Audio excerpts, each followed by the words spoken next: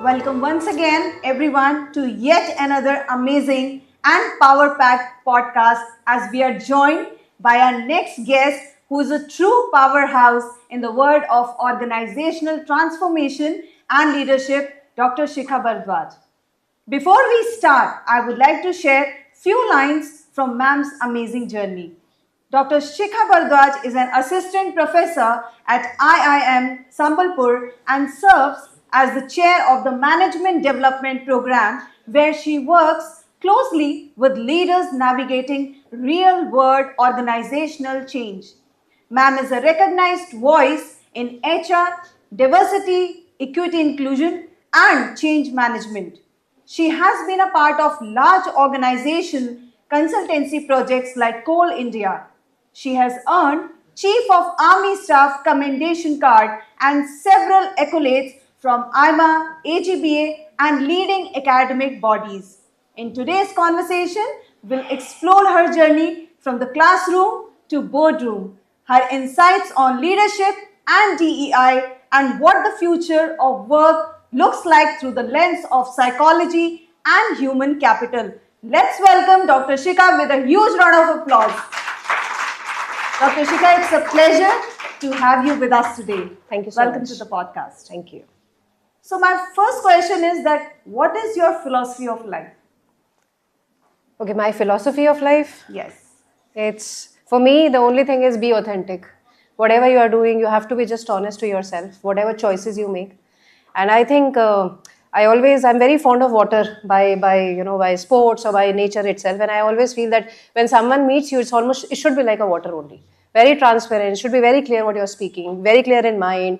Where do you want to head towards? Right. Which exact, thing you're looking for. So for me, it's always been very, authentic in whatever you're trying to do. So that's the motto, that's the philosophy. I do not know how far am I able to achieve it, but that's one thing which keeps me, going. That's really wonderful. So as the chair of the Management Development Program, you work closely with the senior executives. Yes. So what is the common challenge leaders in India are currently asking you to help them solve? Okay, so I'll tell you from the perspective that the clients or the big business houses reach out to us for designing their training and development programs. That's the basic motto of MDPs, yeah? Right. So what is typically happening is most of the time, all said and done, whether it's a change related to technology and they are introducing something, or there's a merger and acquisition, or there is some sort of collaboration, one constant thing or one demand which we are constantly getting from all the clients, senior, mid, every level, is change management. They really want everybody to understand in the organization that how do you actually accept it, absorb it, and go ahead. Right? So what typically is happening, most of the organizations are understanding that a particular niche, and that is why I'm sure you must be hearing companies like Hourglass are coming nowadays. That means yes. The middle is actually narrowing. Yes. The bottom is heavy and the top is heavy. So the top management understand what they want to go ahead with. Probably the newcomers are also understanding, but it's the middle which is actually not kind of, and that's actually squeezing the entire organization. So if I see from the perspective of how clients are reaching out to us, is they want most of the people should be very comfortable with change, very less resistance. People do want to retain, good employees, but they do not want to retain pricey employees. Somebody who has always been, nagging around, or somebody who is actually not liking the changes, whatever is happening. Because fundamentally, we as a country who is trying to be developed as fast as possible, yes. We cannot afford to have people who do not understand change. Exactly. Yeah, they almost become bottleneck at the top. So they are fast till the time they reach there, and then they become bottleneck, and then of course it becomes a pain point. Yes. So I think I see a lot of transformation, a lot of demands which are coming is in the change management. We've also a couple of clients who have come to us for the AI.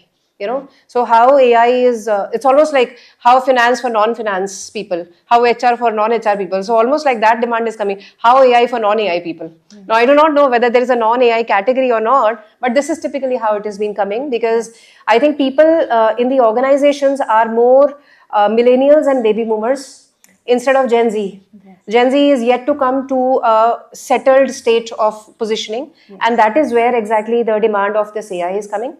The third thing which I see a lot is the strategic leadership. So they are not asking for a very generic leadership program. They are typically asking that if we are into M&A, we are going to settle down in next 5 years into it. We want only people who can understand the strategic transformation. So they want a very cut-to-cut expert sort of leadership, cohorts to be developed over a period of time who understand a particular, decision which the company has taken. So this is what I see as the change. Absolutely. So, despite good intentions, many change initiatives fail. We have seen it. Yeah. From your research and consulting experience, what is the silent killer of the organizational transformation that leaders often overlook? Okay. So as per my understanding and as per whatever we have been doing research upon, and of course, there are many deals we enter, we reach out, we make a proposal, we come out with a solution, but then somebody in the top management does not like it or it does not fit in the bills, etc., etc. But apart from that, what I see as a major change, or a major, bottleneck in this entire process of change is there are two components of change. One is called change readiness and second is called change acceptance. Most of the audit teams, most of the organizations who are actually seeing, they only are stuck with the term called change readiness. So they say, are you ready or are you not ready? And of course, if I ask everybody, are you ready with AI? Everybody will say yes. And then I give you a problem in AI. Then I get to know whether you can do it or not. Right. So what exactly is happening is the organizations are only reading at a very iceberg level. Yeah. They're doing the audits, they almost, make sure that the things at hygiene purpose are okay, but they're not looking into deep. So people are change ready, but they're not change accepting. And there's a huge difference. And that's where the entire model falls. Cultural integration does not take place.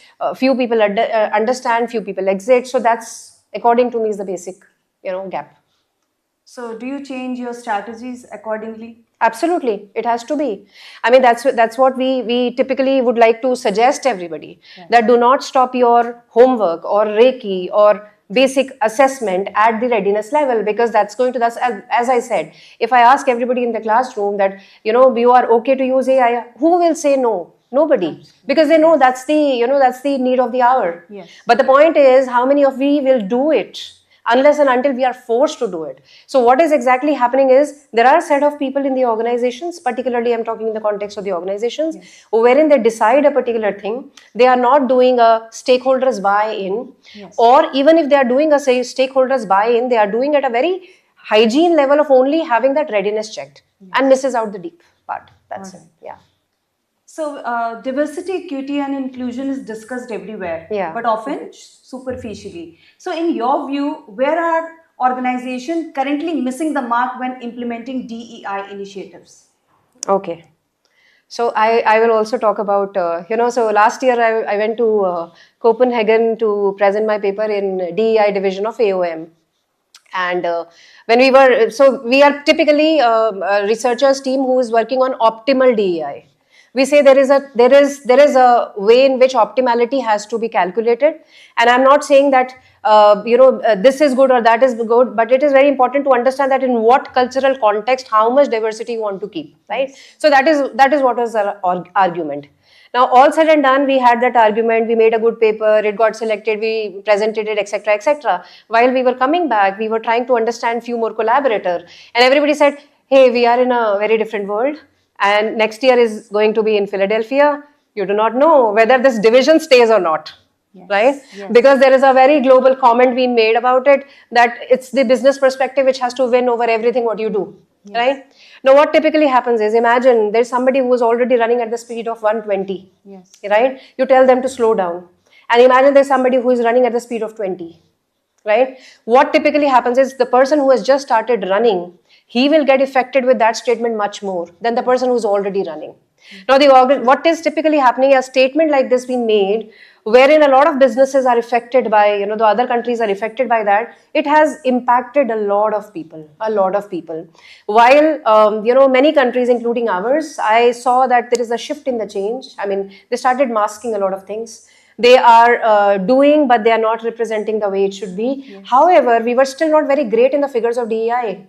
Right? Okay. I mean, even today, most of the things are being talked about in the gender part only, not even the other categories like visible and invisible disabilities. So there are many, many, many things which are being left out. Anyways, all said and done, when we are doing all these initiatives that the companies are taking, what I think at the field level in the organization is not the diversity initiatives, but the inclusion initiatives. Yes. They do it, and then it's not been absorbed properly. They just do it. I mean, a very, very simple example, and I quote it in my own institution also, and I'm quoting it over here because that's almost like we are being lived by that. In India, we have been talking about gender diversity a lot, right? And we have been harping this point quite a lot. But I really want to ask all the ladies who are sitting in the class, how many of you feel happy when this is being quoted? At least I'm not. Right? Because you, after being so many years in the industry, you do not want to be a diversity, gender diversity quota category or a number only. Now that's the entire point. You are being done, policy is there is a number, everybody makes a PR, but where is the inclusion part? By now, we should have been a part of this. Yes. Why a figure is needed for it? Now imagine this is for a very established gender category, and there are many more. Yes. Right? So we are lacking on a very basic sensitivity of these topics. Inclusion is missing, not the diversity initiatives. They are there, funds are there. But at a very core level, as a community, as an organization, as a culture, we are not making people included. That's where I think we are faltering. Right. We need to get up. So today we say that the new word is the AI word. Yeah. So AI is rapidly entering the HR processes from hiring to performance management. So is AI more likely to become a tool for inclusion, or does it risk becoming a new barrier? So I think looking at, coincidentally, one of my PhD scholar is also doing a research on this only. However, his topic is on how this kind of AI implementation in the organization is leading to employee well-being. That's a different story. Yeah. But yes, he's working on the similar fashion. And what I see in the industry, it's a very mixed opinion. It's a very mixed opinion. There are two set of people. One, the HR people are being upskilled to actually understand the AI, and they are doing it. Second, the organizations have changed the classification, right? The technical guy has actually entered into HR. So there is an IT guy, he learned the compensation part, and now he is into it, right? So the crossovers are happening, I mean, across the domains. That is what I typically see. Yes. And I somewhere feel that, convergence are always good. It's always good. That is how we teach it in the management also, something called dynamic capability. You need to have competence, you need to have your capability. More and more people should be able to do that task, and that automatically builds the strength, right? Yes. And somewhere, while all said and done, whether we talk about AI converging into any function, it's other way around, AI supporting all the functions. Yes. So anybody who is sitting over here in the class, who is especially students who are thinking that they would like to be an expert of AI, they need to understand they need to be expert into supporting the functions. Yes. And that would be across. Yes. Yeah, that's right. So for a management student entering a rapidly transforming industry, what is one critical skill that they must master apart from the textbooks? Any industry? Yes. Any industry. Any industry. Okay. So I can just speak from the perspective of, I've been teaching now almost like 20 years. I can just speak from the perspective that students have to be much, much more empathetic. Much more empathetic. Just by saying I understand does not mean you understand. And that is the unfortunate part that, just by having a couple of people on your WhatsApp account, looking at people's status, looking at their DPs, you do not know people. That's not the end of the world. There is something beyond it. And that is what I would definitely say. And in fact, this is also aligning with the World Economic Forum, WEF 2026 cycle, wherein they are trying to say that somewhere everybody has to be more empathetic, because empathetic skills are going to be, and they are already rare. Yes. People do not understand others people's perspective, so that is required, particularly in the space of people and technology we are talking. It's very important. Yes. I mean, sorry to say that, but we are doing a research wherein there is a concept called digital divide. India is divided. Yes. There is a rural segment and there is an urban segment. There are people, in fact, there is a very interesting study which I think people should read it. There is a case called CureBay, and CureBay is a company which is getting huge funding. It is basically working in the space of phygital. That means physical plus digital. People are not ready to accept doctors' facility online in the rural areas. So they want them to go to the clinics. And then in the clinics, there are computer operators. And then they connect with the doctor online. Imagine. But still you want a setup. So there are phygital setups which they are being creating. So this all came out from the empathetic skills. Having said that, imagine that person would have never visualized it. Yeah. So there are many concepts and many opportunities in the empathetic space, provided people are more and more empathetic about it. So that is, I think, which they should develop, because that is how it is going to be. And of course, apart from, I think technology, we have been talking quite a lot. More than, as I said in the morning also, more than taking it as an enemy, it's important that we start understanding as a co-partner. Yes. It has to be lived like that. And the more we start understanding and collaborating with it, more it becomes a very comfort zone, right? Just like everybody else in the world, not everybody knows how to drive, but you don't fear from driving. There's somebody else who will drive. So is the case with AI. Yes. Yeah, so we have to be, so these are the two skills, I think: technology, coherence, and empathetic skills. Right. So as we have come towards the end of this podcast, what is your one message to our audience? So the audience have multiple category of people. Yes. So To our students and yeah, the students is the best, safest Yes. place, I guess. To the students, I think I would just talk about two things which I feel are very important, because I feel it's important to kind of have a clarity of thoughts of what you want to go, what you want to do actually. And as somebody said, I do not know the person's name who has said this, but it does not matter from where you start, it matters where do you go or reach. Right? So do not question about from which place you are coming from, what is your background, where did you do your college, etc., etc. World is full of opportunities. You have to have it in your mind. That's all. There has to be a visualization. Where do you want to go?